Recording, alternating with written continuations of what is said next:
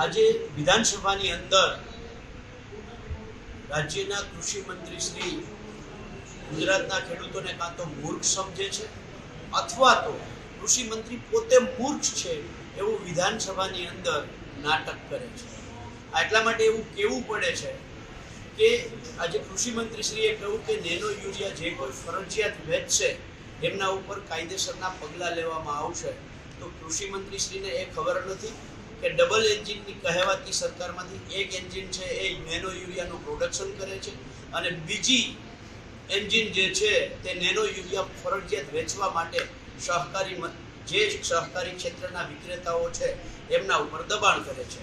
કૃષિ મંત્રી પોતે જે સહકારી ક્ષેત્રમાં જે વિસ્તારમાં એટલે કે ધ્રોલ જોડિયા જામનગરની અંદર આગેવાન છે ત્યાં પણ એમની નીચેની સહકારી સંસ્થાઓ જે વિક્રેતાઓ છે એ ફરજિયાત નેનો યુરિયા વેચે છે।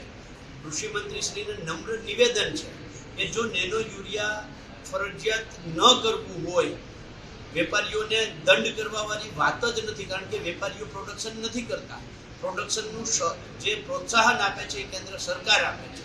તો વિધાનસભાની અંદર તમે અત્યારે છો, હજી 2 દિવસ વિધાનસભા છે, જો તમે તમારા દેખાડવાના અને ચાવવાના દાંત અલગ ન હોય તો વિધાનસભાની અંદર ખરડો પસાર કરો અને કેન્દ્ર સરકારને મોકલો કે ગુજરાતમાં નેનો યુરિયા ચાલશે નહીં, ગુજરાતમાં નેનો યુરિયા મોકલવું નહીં, ગુજરાતમાં માટે નેનો યુરિયાનું પ્રોડક્શન કરવું નહીં।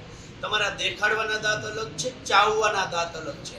તમારી આ નીતિ એવી છે કે ચોરને એમ કહો છો કે ચોરી કરજે અને ગરદણીને એમ કહો છો કે જાગતા રહેજો।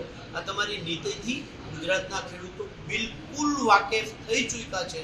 તમે ખેડૂતોને જબરજસ્તી નેનો યુરિયા પધરાવવા માટે વિક્રેતાઓને ફરજ પાડો છો।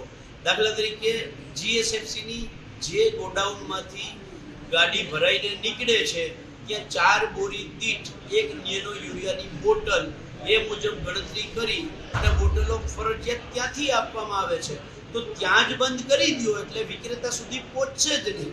આમાં જે વિક્રેતાઓ છે સહકારી સંસ્થાના વિક્રેતાઓ છે, ખાનગી વેપારીઓ નથી।